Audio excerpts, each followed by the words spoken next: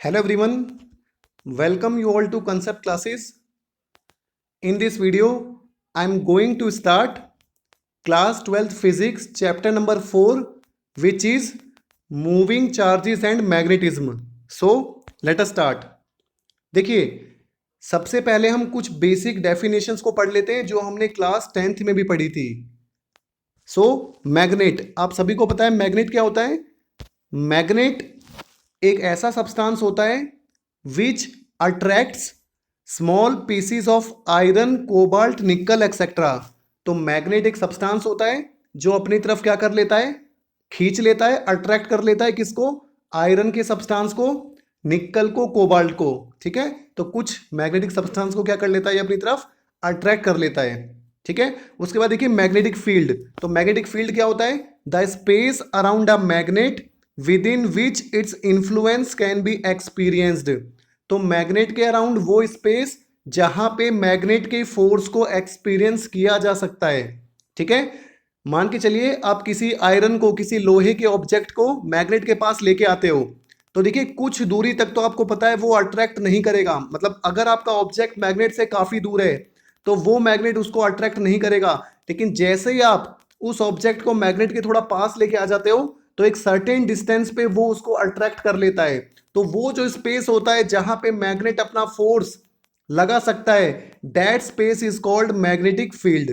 ठीक है, तो मैग्नेट के अराउंड वो स्पेस जहां पे मैग्नेट अपना फोर्स लगा सकता है या फिर मैग्नेट के फोर्स को हम एक्सपीरियंस कर सकते हैं, that space is called magnetic field. उसके बाद देखिए ऑर्स्टेड्स एक्सपेरिमेंट. अब हम देखते हैं ऑर्स्टेड्स का एक्सपेरिमेंट क्या था.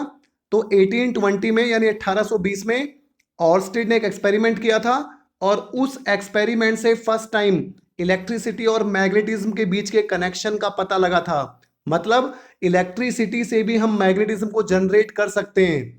तो अगर एक वायर में करंट फ्लो होता है तो उस वायर के अराउंड एक मैग्नेटिक फील्ड क्रिएट हो जाता है. ये सबसे पहले हमें 1820 में ऑर्स्टेड के एक्सपेरिमेंट के थ्रू पता लगा. क्या पता लगा कि एक current carrying conductor produces a magnetic field around it. मतलब अगर एक वायर में करंट फ्लो हो रहा है तो उस वायर के अराउंड एक मैग्नेटिक फील्ड बन जाता है. तो अगर कोई चार्ज मोशन में है so moving charge produce magnetic field. तो ये हमें यहाँ पे ऑर्स्टेड के एक्सपेरिमेंट से पता लगा था. ठीक है, सो आप देख सकते हो अ current carrying conductor produces a magnetic field around it.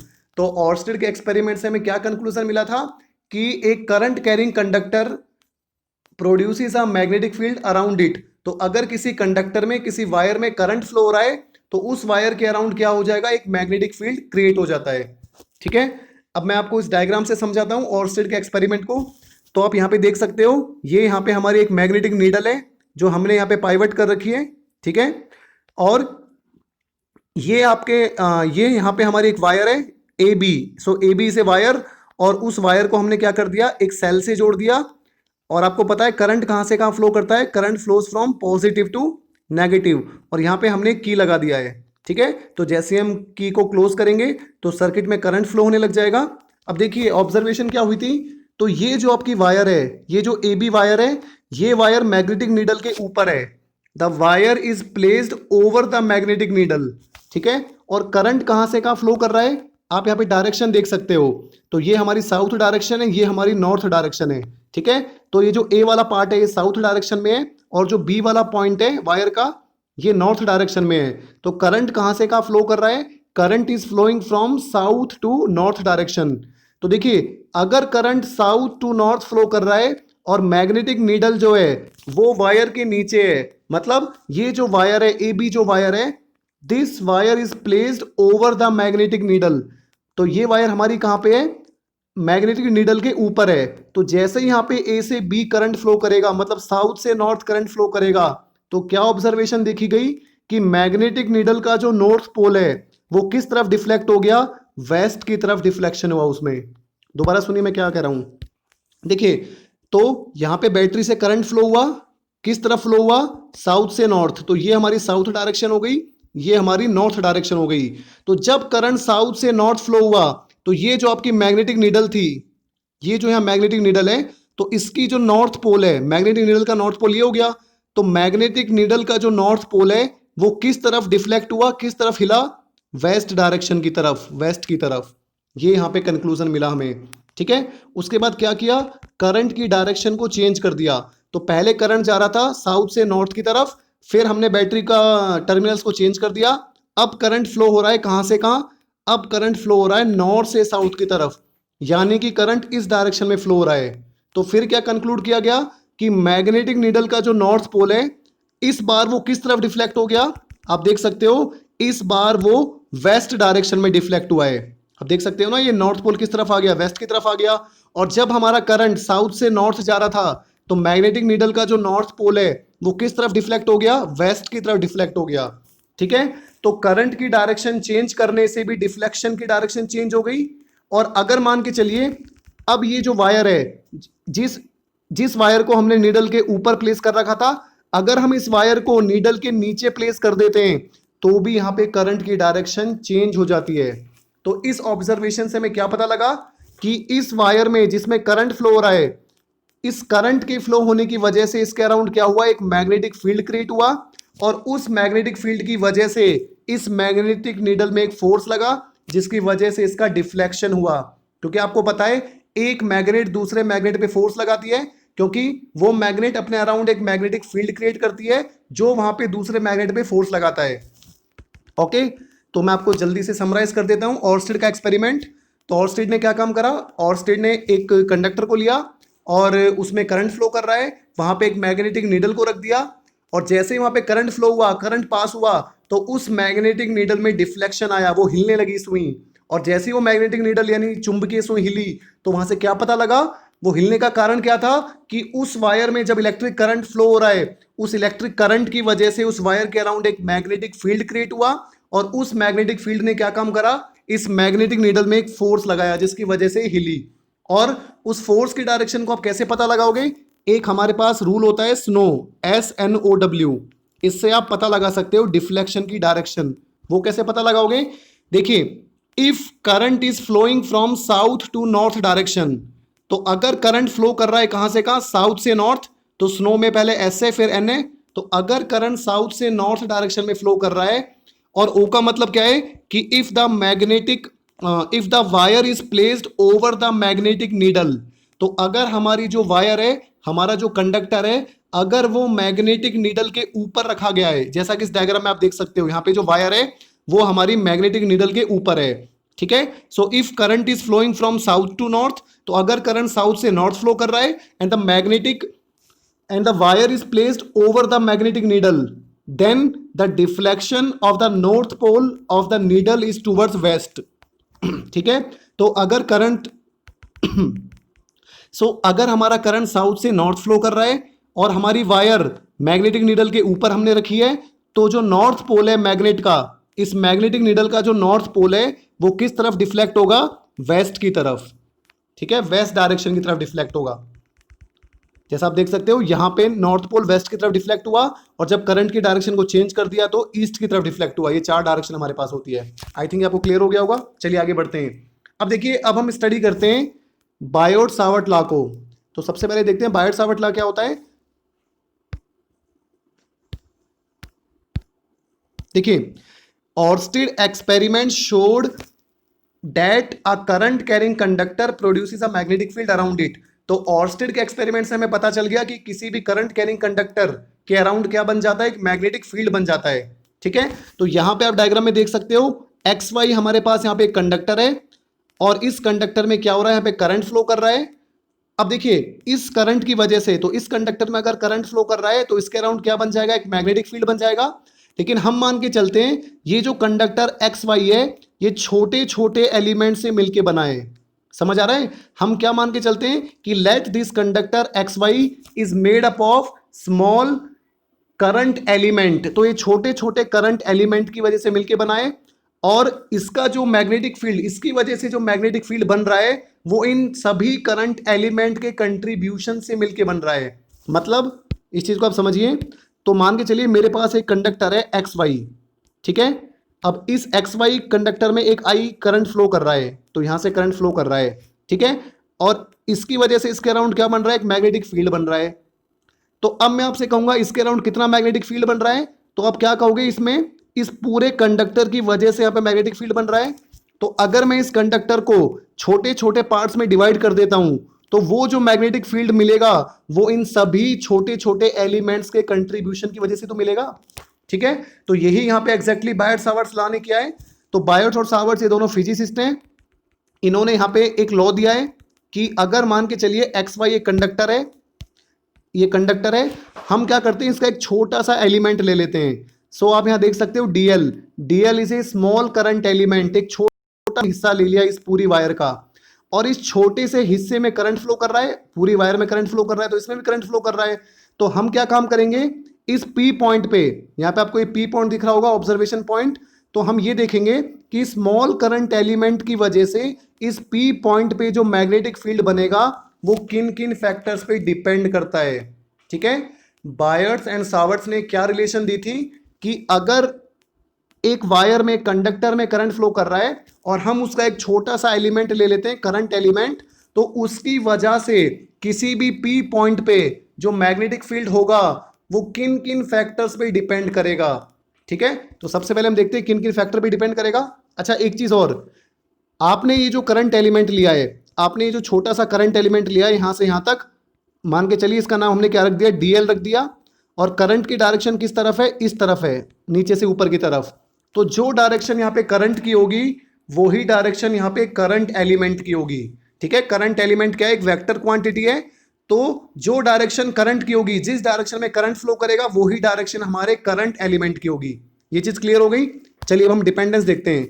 तो देखिए अकॉर्डिंग टू बायट सावर्ट्स लॉ, तो बायट सावर्ट्स लॉ के according the magnitude of field dB, अच्छा यहां पे इन्होंने डीबी लिख रखा है, डीबी क्यों लिख रखा है, small amount of magnetic field, है ना। ये जो यहां पे डीबी लिख रहा है, डीबी का मतलब क्या होता है, उस स्मॉल करंट एलिमेंट की वजह से, उस छोटे से करंट एलिमेंट की वजह से जो मैग्नेटिक फील्ड बन रहा है। तो आपको पता है हम पूरी वायर की वजह से मैग्नेटिक फील्ड कैलकुलेट नहीं कर रहे हैं, हम उस छोटे से हिस्से की वजह से मैग्नेटिक फील्ड कैलकुलेट कर रहे हैं। तो इसीलिए हम इसको डीबी से रिप्रेजेंट कर रहे हैं। डीबी मतलब small magnetic field due to that small current element. समझ आया। तो यहां पे जो डीबी है वो उस करंट एलिमेंट की वजह से जो मैग्नेटिक फील्ड बन रहा है पी पॉइंट पे, हम वो कैलकुलेट कर रहे हैं, या वो हम देख रहे हैं कितना होगा। चलिए देखते हैं। तो देखिए, तो यहां पे क्या ऑब्जर्वेशन हुई थी, तो जो मैग्नेटिक फील्ड है पी पॉइंट पे, जो मैग्नेटिक फील्ड बन रहा है उस करंट एलिमेंट की वजह से, वो डायरेक्टली प्रोपोर्शनल है current I flowing through the conductor. तो जितना करंट फ्लो करेगा उस कंडक्टर में उतना ज्यादा मैग्नेटिक फील्ड बनेगा। तो सीधी सी बात है, जितना ज्यादा करंट फ्लो होगा उतना ज्यादा मैग्नेटिक फील्ड बनेगा। सो डीबी इज प्रोपोर्शनल टू आई। तो जो मैग्नेटिक फील्ड है वो करंट के डायरेक्टली प्रोपोर्शनल होता है, मतलब जितना ज्यादा करंट फ्लो करेगा उस करंट एलिमेंट में उतना ज्यादा मैग्नेटिक फील्ड सेटअप होगा उस पी पॉइंट पे। सेकंड चीज, directly proportional to the length of the current element. अब देखिए करंट एलिमेंट की जितनी ज्यादा लेंथ होगी उतना ज्यादा मैग्नेटिक फील्ड बनेगा। यहां पे हमने डीएल लेंथ को कम लिया है तो मैग्नेटिक फील्ड कम बन रहा है। अगर आप डीएल लेंथ को बढ़ा दोगे तो मैग्नेटिक फील्ड भी क्या हो जाएगा, वहां पे बढ़ जाएगा। ठीक है, तो जो डीबी है वो एक तो करंट के डायरेक्टली प्रोपोर्शनल है, और जो डीबी है वो सेकंड डीएल के डायरेक्टली प्रोपोर्शनल है। डीएल मतलब उस करंट एलिमेंट की जो लेंथ है। उसके बाद देखिए थर्ड चीज, तीसरी चीज क्या होगी यहाँ पे, directly proportional to sine theta. अब एक चीज देखिए, यहां पे ये जो पी पॉइंट है, ये जो पी पॉइंट आपको दिख रहा है, इस पी पॉइंट पे हम मैग्नेटिक फील्ड को कैलकुलेट कर रहे हैं, और ये जो पी पॉइंट है ये इस करंट एलिमेंट से कितने डिस्टेंस पे है, हम मान के चलते आर डिस्टेंस पे। R is the position vector from this current element to this observation point. ठीक है, तो जैसे ये आपका यहाँ पे डीएल, तो ये आपका डीएल एलिमेंट है यहाँ पे, और ये आपका ऑब्जर्वेशन पॉइंट पी है। तो इस लेंथ से, इस करंट एलिमेंट से इस पी पॉइंट का जो डिस्टेंस है उसको हम आर से, पोजीशन वेक्टर से रिप्रेजेंट कर रहे हैं। ठीक है, और एक चीज और, ये जो पी पॉइंट है मतलब आर और डीएल के बीच में जो एंगल बन रहा है उसे हमने थीटा नाम दे दिया, आप देख सकते हैं वहां पे। तो थीटा क्या हो गया यहाँ पे, theta is the angle between dl and R. तो डीएल और आर के बीच में, जैसे ये आपका डीएल हो गया, यहाँ पे लेंथ हो गई, ये डीएल हो गया, और ये यहाँ पे आपका आर हो गया, पोजीशन वेक्टर हो गया। तो इनके बीच में जो एंगल बन रहा है थीटा। ठीक है, so this is the angle between DL, जो करंट एलिमेंट, और पोजीशन वेक्टर के बीच में जो एंगल बन रहा है वो थीटा है हमारा। तो देखिए यहां पे एक चीज और है, जो मैग्नेटिक फील्ड बन रहा है वो किसके प्रोपोर्शनल है, करंट के प्रोपोर्शनल है। उसकी लेंथ के प्रोपोर्शनल है करंट एलिमेंट की, और तीसरी किसके प्रोपोर्शनल है, साइन थीटा के प्रोपोर्शनल है। ये एक्सपेरिमेंटली करके देखा है, ठीक है। तो dB is proportional to I, dB is proportional to DL and dB is proportional to sine theta. तो जैसे जैसे थीटा चेंज होगा वैसे वैसे मैग्नेटिक फील्ड भी चेंज होगा। चलिए मैं आपको समझा देता हूं। ये आपका करंट एलिमेंट है, ये यहाँ पे पी पॉइंट है, ये आपका डीएल करंट एलिमेंट जो हो गया। तो यहां से इसका जो डिस्टेंस है वो हमने आर मान लिया, और ये जो यहाँ पे एंगल है वो थीटा है। अब मान के चलिए मैं इस एंगल को जीरो कर देता हूं, ठीक है। तो let us take theta is 0 degree. अगर थीटा जीरो हो जाएगा तो साइन थीटा कितना हो जाएगा, साइन जीरो की वैल्यू जीरो होती है। इसका मतलब जो मैग्नेटिक फील्ड है डीबी, अभी मैंने आपको बताया था डीबी इज प्रोपोर्शनल टू क्या है, dB is proportional to sine theta. और अगर साइन थीटा जीरो हो जाता है तो मैग्नेटिक फील्ड भी जीरो हो जाता है। इसका मतलब क्या हुआ कि अगर हमारा पी पॉइंट हम करंट एलिमेंट की एक्सिस के ऊपर ले लेते हैं, दोबारा सुनो, if the observation point is taken on the axis of the current element then the magnetic field become zero. तो जो करंट एलिमेंट है अगर उसकी एक्सिस पे, तो ये जो आपका करंट एलिमेंट है अगर इसकी एक्सिस पे हम मैग्नेटिक फील्ड को कैलकुलेट करेंगे तो वो हमें जीरो मिलेगा, क्योंकि उस एक्सिस पे वहां पे मैग्नेटिक फील्ड हमें नहीं मिलेगा। समझ आ गया। तो जैसे जैसे थीटा बढ़ता जाएगा वैसे वैसे साइन थीटा बढ़ता जाएगा, और मैग्नेटिक फील्ड की वैल्यू भी वहां पे बढ़ती जाएगी, because dB is proportional to sine theta. और आपको पता है साइन थीटा की वैल्यू मैक्सिमम कब होती है, जब थीटा 90 डिग्री होता है, क्योंकि साइन 90 की वैल्यू 1 होती है। तो इसका मतलब डीबी जो होगा, हाईएस्ट मैग्नेटिक फील्ड आपको कब मिलेगा, जब आपका जो पी पॉइंट होगा वो करंट एलिमेंट से बिल्कुल परपेंडिकुलर हो जाएगा। दोबारा सुनिए मैं क्या कह रहा हूं, देखिए आपको समझ नहीं आया।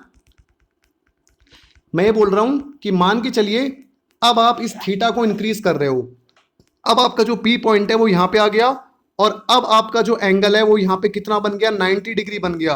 तो अब इस पॉइंट पे जो मैग्नेटिक फील्ड होगा वो सबसे ज्यादा होगा, और अगर ये पी पॉइंट इस करंट एलिमेंट के ऊपर आ जाता है तो मैग्नेटिक फील्ड जीरो हो जाएगा। फिर इस पॉइंट पे मैग्नेटिक फील्ड थोड़ा ज्यादा होगा, यहाँ पे और ज्यादा होगा, यहाँ पे और ज्यादा होगा, और जैसे ही आपका ऑब्जर्वेशन पॉइंट करंट एलिमेंट के बिल्कुल परपेंडिकुलर आ जाता है, 90 डिग्री पे आ जाता है, तो वहां पे मैग्नेटिक फील्ड बिल्कुल ज्यादा होगा। एक और चीज मान के चलिए, पहले आपका ऑब्जर्वेशन पॉइंट है वो यहां पे इस जगह पे है, इस पॉइंट पे है, और अब मैं आपको बोलता हूं आपको इस पॉइंट पे मैग्नेटिक फील्ड कैलकुलेट करना है। तो सीधी सी बात है, यहां जो डिस्टेंस है, जो पोजीशन है वो पास है, और इस पॉइंट से ये जो पोजीशन है ये दूर है। तो इसका मतलब यहां पे मैग्नेटिक फील्ड ज्यादा होगा क्योंकि यहां पे करंट एलिमेंट के पास है ये, यहां पे मैग्नेटिक फील्ड कम होगा क्योंकि ये जो डिस्टेंस है ये बढ़ गया करंट एलिमेंट से, ठीक है। तो एक चीज और, जो डीबी है वो इनवर्सली प्रोपोर्शनल होता है किसके, 1/r² के। तो जैसे जैसे हम डिस्टेंस का स्क्वायर बढ़ाएंगे वैसे वैसे मैग्नेटिक फील्ड हमारा कम होगा। तो यहां पे ये इनवर्सली प्रोपोर्शनल है, समझ आया, ठीक है। तो ये सारे फैक्टर्स हैं हमारे, ठीक है। तो जो मैग्नेटिक फील्ड है डीबी वो 1/r² के डायरेक्टली प्रोपोर्शनल है, मतलब कह सकते हो जो मैग्नेटिक फील्ड है वो r² के इनवर्सली प्रोपोर्शनल है। तो करंट बढ़ेगा करंट एलिमेंट में तो मैग्नेटिक फील्ड बढ़ेगा, अगर करंट एलिमेंट की लेंथ बढ़ जाएगी तो मैग्नेटिक फील्ड बढ़ेगा, और अगर साइन थीटा बढ़ेगा तो मैग्नेटिक फील्ड बढ़ेगा। लेकिन अगर डिस्टेंस का स्क्वायर बढ़ता है तो मैग्नेटिक फील्ड कम हो जाएगा, क्योंकि जितनी दूर आप जाओगे उस करंट एलिमेंट से उतना मैग्नेटिक फील्ड कमजोर होता जाएगा। इन चारों फैक्टर को आप कंबाइन कर दो, डीबी आई पे भी डिपेंड करता है, डीबी डीएल पे भी डिपेंड करता है, डीबी साइन थीटा पे भी डिपेंड करता है, और इस पे भी डिपेंड करता है। On combining all these 4 equation what we get, dB is directly proportional to I dl sine theta के, तो डायरेक्टली प्रोपोर्शनल है, और r² के इनवर्सली प्रोपोर्शनल है। और जब भी प्रोपोर्शनलिटी का साइन हटता है तो एक कांस्टेंट आता है, तो यहां पे हमने उस कांस्टेंट का नाम क्या दे दिया, k रख दिया, और इस k की जो वैल्यू होती है, this k is equal to μ0/4π। तो ये जो आपका k होता है, ये जो आपका k कांस्टेंट है, इसकी वैल्यू कितनी होती है, दिस इज इक्वल टू μ0/4π। अब ये आपका जो μ0 है ये क्या होता है, परमेबिलिटी ऑफ फ्री स्पेस। तो ये जो μ0 होता है ये हमें क्या बताता है, फ्री स्पेस की परमेबिलिटी। आपने जो पी पॉइंट लिया है वो आपने फ्री स्पेस में लिया है या किसी मीडियम में लिया है, तो μ0 होता है परमेबिलिटी ऑफ फ्री स्पेस। तो हम मान के चल रहे हैं हमारा जो पी पॉइंट था इस वायर से, वो पी पॉइंट किसी फ्री स्पेस में था, मतलब किसी मीडियम में नहीं था, ठीक है। क्योंकि मैग्नेटिक फील्ड डिपेंड करता है मीडियम पे भी, कि भाई कौन सा मीडियम है हमारा ऑब्जर्वेशन पॉइंट और करंट एलिमेंट के बीच में। तो अगर हमारा मीडियम क्या है, फ्री स्पेस है, अगर कोई मीडियम नहीं है तो वहां पे जो k की वैल्यू क्या हो जाएगी, μ0/4π हो जाएगी। और जो एक कांस्टेंट होता है और अगर आप म्यू नॉट की वैल्यू और 4 पाई की वैल्यू डालोगे तो ये आती है 10⁻⁻7 टेस्ला मीटर पर एम्पियर। ठीक है, तो जो के की वैल्यू होती है ये आप डायरेक्टली याद कर लेना, 10⁻⁻7 टेस्ला मीटर पर एम्पियर। ठीक है, this is the value of this के, दिस कांस्टेंट। तो यहाँ पे म्यू नॉट क्या होता है, कांस्टेंट होता है, जो हमारी फ्री स्पेस की एक कैरेक्टरिस्टिक्स प्रॉपर्टी होती है। ठीक है, तो फ्री स्पेस की एक प्रॉपर्टी होती है that is called permeability of free space. कितनी मैग्नेटिक लाइंस ऑफ फोर्स को वो मीडियम पास करने देता है, दैट इज कॉल्ड परमेबिलिटी। मतलब अगर आपका मान के चलिए ये करंट एलिमेंट है, सो ये आपका यहां पे करंट एलिमेंट हो गया। ठीक है, अब देखिए जो आपका ऑब्जर्वेशन पॉइंट है, पी पॉइंट है जो आपका, मान के चलिए यहां पे कोई मीडियम नहीं है। जब कोई मीडियम नहीं होता तो हम क्या बोलते हैं, फ्री स्पेस बोलते हैं। ठीक है, तो फ्री स्पेस होगा तो के की वैल्यू क्या हो जाएगी, K equal to mu naught upon में 4 पाई, कांस्टेंट होगी। लेकिन अगर आपका जो पी पॉइंट है वो किसी मीडियम में, मान के चलिए ये जो आपका करंट एलिमेंट है, ये एक्स वाई आपका कंडक्टर है, ये जो आपका करंट एलिमेंट है डीएल, और ये जो ऑब्जर्वेशन है पॉइंट पी, इसके बीच में अगर आप कोई मीडियम इंसर्ट कर देते हो तो अब आपका जो मैग्नेटिक फील्ड है वो चेंज हो जाएगा। ठीक है, अब उसकी वैल्यू यहाँ पे चेंज हो जाएगी क्योंकि वो मीडियम पे भी डिपेंड करता है। तो अब यहाँ पे म्यू नॉट नहीं लोगे आप, अब यहाँ पे आप म्यू लोगे, परमेबिलिटी लोगे। समझ आ रहा है? तो कहने की बात क्या है, यहाँ पे जो के होता है, के की वैल्यू क्या होती है, K is equal to mu naught upon 4 pi, और ये हमारे मीडियम की प्रॉपर्टी होती है। उसके बाद देखिए, तो इन सभी फैक्टर्स को मिलाने के बाद क्या मिल जाएगा हमें, dB इक्वल टू के की वैल्यू डाल दी हमने mu naught upon 4 pi which is a constant for free space, ideal sine theta upon में आर स्क्वायर। इन सारे फैक्टर्स को मिला के हमने लिख दिया dB। तो दिस इज बायोट-सावर्ट्स लॉ। तो ये हमारा बायोट-सावर्ट्स लॉ होता है किसमें, फ्री स्पेस में, ऐसा यूनिट में लिख दिया हमने। ठीक है, so dB is equal to mu naught upon 4 pi I dl sine theta upon में आर स्क्वायर। ठीक है, अब हम क्या काम करते हैं, अब हम ऊपर भी आर से मल्टीप्लाई कर देते हैं इस इक्वेशन को, नीचे भी आर से मल्टीप्लाई कर देते हैं। ठीक है, तो ये क्या हो जाएगा, dB equal to mu naught upon 4 pi I d l R sine theta upon में नीचे आर स्क्वायर था, एक आर और आ जाएगा तो आर की क्यूब बन जाएगा। ठीक है, ऐसा देखो हमने इसलिए किया था क्योंकि अगर आपको पता है मैं बोलूं ए क्रॉस बी, अगर दो वेक्टर हैं, एक वेक्टर ए है दूसरा वेक्टर बी है, तो अगर हम ए क्रॉस बी करते हैं तो वो क्या आ जाता है हमारा, ए बी साइन थीटा आ जाता है, यही आता है ना। तो हम इस इक्वेशन को भी वेक्टर फॉर्म में लिखना चाहते हैं, कैसे, देखिए यहां पे, देखिए हमारे पास है dB equal to mu naught upon 4 pi I d l, और आर हमने मल्टीप्लाई कर दिया था, I d l R sine theta upon में आर क्यूब हो गया था क्योंकि एक आर हमने मल्टीप्लाई कर दिया। तो देखो इसको मैं कैसे लिख सकता हूं, dB equal to mu naught upon 4 pi, अब ये d l R sine theta इसको मिला के मैं लिख सकता हूं, आई हमारा करंट है, dl क्रॉस आर में इसको लिख सकता हूं in vector notation, dl cross r upon में are cube, this is the magnetic field. अब ये प्रॉपर तरीके से हमने इसको लिख दिया है। कैसे लिखा है, जैसे मैंने a क्रॉस b को ab साइन थीटा लिखा था, इसी तरीके से dl into R sine theta को हम क्या लिख सकते हैं, dl क्रॉस आर करके हम लिख सकते हैं। सो this is the vector notation of Biot-Savart's law. समझ आ गया? अब देखिए what is the direction of dB, अब यहां पे वेक्टर क्वांटिटी है तो dB भी वेक्टर बन गया, तो अब हमने dB को किस में लिख दिया, वेक्टर फॉर्म में लिख दिया। तो अब क्वेश्चन ये है कि उस P पॉइंट पे जहां पे हम मैग्नेटिक फील्ड को कैलकुलेट कर रहे थे, उस P पॉइंट पे dB की डायरेक्शन क्या होगी, मैग्नेटिक फील्ड की डायरेक्शन क्या होगी। तो देखिए dB की डायरेक्शन वही होगी जो डायरेक्शन dl क्रॉस r की होगी। ठीक है, मैं आपको समझाता हूं इसका मतलब, the direction of dB is same as the direction of dl cross r। तो देखिए a क्रॉस b अगर हम करते हैं, दो वेक्टर का अगर हम क्रॉस प्रोडक्ट लेते हैं और हमें कोई तीसरा वेक्टर c मिल जाता है, a cross b another vector c, तो इसकी c की जो डायरेक्शन होती है वो क्या होती है, the direction of c is perpendicular to the plane containing a and b। तो जिस प्लेन में हमारे दो वेक्टर हैं a और b, c वेक्टर की जो डायरेक्शन होती है वो उस प्लेन से परपेंडिकुलर होती है। या तो प्लेन के अंदर होगी into the plane of paper, या प्लेन के बाहर की तरफ होगी out of the plane of paper. अब वो कैसे पता लगाएं? मान के चलिए ये हमारा ए वेक्टर है, ये हमारा बी वेक्टर है यहां पे, और इनके बीच में थीटा एंगल है, ठीक है। तो जब हम ए से बी की तरफ आते हैं तो सी क्या होता है? सी वेक्टर क्या हमें बताता है? ए क्रॉस बी की जो डायरेक्शन होती है, ठीक है। मतलब मैं आपसे ये बोल रहा हूं कि अगर मेरे पास कोई ए वेक्टर है और कोई बी वेक्टर है, इसका अगर मैं क्रॉस प्रोडक्ट करता हूं, so this is vector A, this is vector B, theta is the angle between A and B, तो इसका जो क्रॉस प्रोडक्ट होगा, सो ए क्रॉस बी क्या होगा? एक अलग वेक्टर होगा सी, जो क्या होगा? ए और बी जिस प्लेन में है उसके परपेंडिकुलर होगा यहां पे, ठीक है। आपको समझ आया? So C is perpendicular to the plane containing A and B.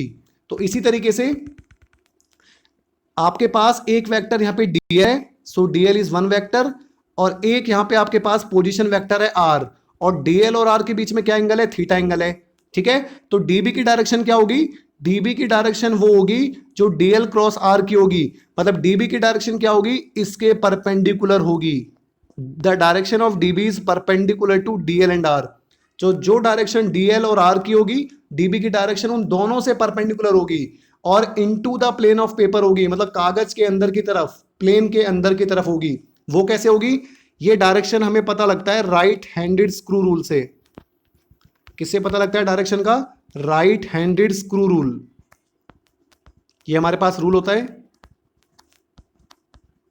ठीक है। तो मान के चलिए आपने अपने राइट हैंड में सीधे हाथ में एक स्क्रू ले रखा है, एक पेंच ले रखा है आपने, और अगर आप उस पेंच को कसते हो, तो अगर आप उस पेंच को कसते हो, कहां से कहां कसते हो? डीएल वेक्टर से आर की तरफ। चलिए मैं आपको इसको बताता हूं कैसे। राइट हैंडेड स्क्रू रूल क्या होता है? मान के चलिए ये आपके पास यहां पे एक स्क्रू है, ठीक है, ये एक स्क्रू हो गया। स्क्रू में ये वाला जो पॉइंट है वो डीएल वेक्टर है, और ये जो हमारा है वो आर वेक्टर है, और आप इसको इस तरफ घुमाते हो, मतलब थीटा एंगल पे घुमाते हो। तो ये जो आपका पेंच है, ये जिस डायरेक्शन में इसकी टिप मूव करेगी, वो डायरेक्शन क्या होगी? डीबी की होगी। लास्ट बार बता रहा हूं, ध्यान से समझना, बहुत आसान चीज है। देखो हमें क्या काम करना है? हमें डीबी की डायरेक्शन निकालनी है। किसकी? डीबी की। और डीबी की डायरेक्शन क्या होगी? जो डायरेक्शन डीएल क्रॉस आर की होगी। किसकी? डीएल क्रॉस आर की जो डायरेक्शन होगी। और डीएल क्रॉस आर की डायरेक्शन क्या होगी? द डायरेक्शन ऑफ, देखिए ये जो डीबी है, डीबी की डायरेक्शन क्या होगी? जो डायरेक्शन डीएल क्रॉस आर की होगी, मतलब या तो ये प्लेन से बाहर की तरफ होगी, परपेंडिकुलर टू द प्लेन होगी लेकिन बाहर की तरफ होगी, या ये प्लेन के अंदर की तरफ होगी, into the plane of the paper होगी, ठीक है। वो मैं आपको बता रहा हूं। और वो पता करने के लिए हमारे पास कौन सा रूल होता है? राइट हैंडेड स्क्रू रूल होता है। तो ये मेरे पास यहां पे एक स्क्रू हो गया, एक पेंच हो गया, ठीक है। इस पेंच का ये वाला जो पॉइंट है, इसको मैंने मान लिया ये डीएल वेक्टर है। इस पेंच का जो ये वाला पॉइंट है, इसको मैंने बोल दिया ये आर वेक्टर है। और जब आप इस पेंच को इधर से इधर की तरफ घुमाओगे थीटा एंगल पे, जब आप इसको इस तरफ कसोगे, ऐसे कसोगे जब आप इसको, तो ये जो आपका पेंच है ये नीचे की तरफ मूव करेगा, ठीक है। तो जब आप डीएल से आर की तरफ इस पेंच को मूव करोगे, स्क्रू को मूव करोगे, तो इसकी जो टिप है, इसकी टिप कहां मूव करेगी? The tip of this screw advances into the plane of paper. ये पेंच आपका नीचे की तरफ कसा जाएगा, तो डीबी की डायरेक्शन भी क्या हो गई? नीचे की तरफ हो गई। अगर आपका पेंच ऊपर की तरफ कसा जाता तो डीबी की डायरेक्शन क्या होती? Out of the plane of paper. I think आपको समझ आ गया होगा, ठीक है। So this is the vector notation of Biot Savart's law. उसके बाद देखिए ये वही चीज है जो मैंने आपको अभी एक्सप्लेन किया है कि direction of DB, the direction of DB is the direction of vector DL cross R. तो डीबी की डायरेक्शन क्या होगी? जो डायरेक्शन डीएल क्रॉस आर की होगी। और ये डायरेक्शन हमें कैसे पता लगेगा? It is given by right handed screw rule. तो सीधे हाथ में आपको एक स्क्रू लेना है, और जिस डायरेक्शन में स्क्रू मूव करेगा, अगर आप डीएल से आर की तरफ जा रहे हो तो वही डायरेक्शन डीबी की होगी, ठीक है। तो अगर आप डीएल से आर की तरफ जा रहे हो और जिस डायरेक्शन में आपका स्क्रू मूव करेगा, वो डायरेक्शन किसकी होगी? डीबी की होगी। So if we place a right handed screw at the point P, तो पी पॉइंट पे आपको राइट हैंडेड स्क्रू रखना है perpendicular to the plane of paper and turn its handle from DL to R. जैसा मैंने आपको बताया था ना कि अगर आपका ये पेंच हो गया, स्क्रू हो गया, ये आपका डीएल वाला पार्ट हो गया, और ये आपका आर वाला पार्ट हो गया, तो आपको इस स्क्रू को किधर से किधर घुमाना है? आपको डीएल से आर की तरफ घुमाना है, ना कि आर से डीएल की तरफ घुमाना है। तो जब आप इसको डीएल से आर की तरफ घुमाओगे तो इसका जो ये टिप है, इसकी जो एक टिप है, ये टिप किस तरफ मूव करेगी, नीचे की तरफ मूव करेगी। और यही टिप किसकी डायरेक्शन बताती है, मैग्नेटिक फील्ड की डायरेक्शन को बताती है। ठीक है, thus the direction of DB, तो डीबी की डायरेक्शन क्या हो गई, perpendicular to and into the plane of paper. तो प्लेन के परपेंडिकुलर हो गई और प्लेन के अंदर की तरफ हो गई। ठीक है, अब देखिए कुछ हम स्पेशल केसेस लेके चलते हैं उस फॉर्मूले में। जैसा मैंने आपको बताया था, अगर आप थीटा जीरो लेके चलते हो तो साइन थीटा जीरो हो जाता है और डीबी क्या मिल जाता है, हमें जीरो मिल जाता है। ठीक है, अगर थीटा हमारा जीरो हो जाएगा तो साइन थीटा जीरो हो जाएगा और मैग्नेटिक फील्ड भी कितना हो जाएगा, जीरो हो जाएगा। तो इसका मतलब करंट एलिमेंट की एक्सिस पे मैग्नेटिक फील्ड हमें नहीं मिलेगा, उसके आसपास मिलेगा, लेकिन करंट एलिमेंट की एक्सिस पे नहीं मिलने वाला है। समझ आ रहा है। लेकिन अगर हम थीटा को 90 डिग्री लेते हैं तो साइन थीटा 1 हो जाएगा और मैग्नेटिक फील्ड की वैल्यू मैक्सिमम हो जाएगी। ठीक है, सो the magnetic field due to a current element is maximum in a plane passing through the element and perpendicular to its axis। ठीक है, तो अगर हमारा जो P पॉइंट है वो बिल्कुल परपेंडिकुलर है उस करंट एलिमेंट के, तो वहां पे जो मैग्नेटिक फील्ड मिलेगा वो हमें मैक्सिमम मिलेगा।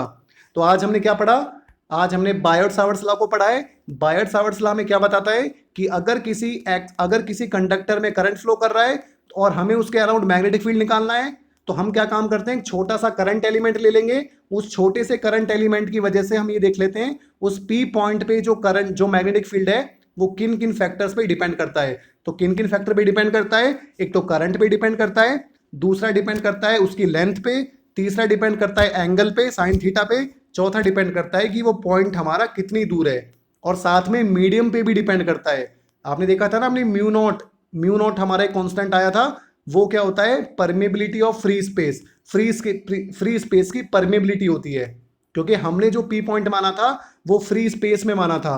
लेकिन अगर आप मैग्नेटिक फील्ड निकालोगे किसी मीडियम में तो वहां पे जो होगा वो परमेबिलिटी की वैल्यू चेंज हो जाएगी। वहां पे आप म्यू नॉट नहीं लोगे, वहां पे आप म्यू लेके चलोगे। ठीक है, तो बाकी काम नेक्स्ट वीडियो में कवर करते हैं। अगर आपको कोई डाउट होता है तो कमेंट सेक्शन में पूछ सकते हो या फिर व्हाट्सएप पे मुझसे पूछ सकते हो। Thanks for watching the video.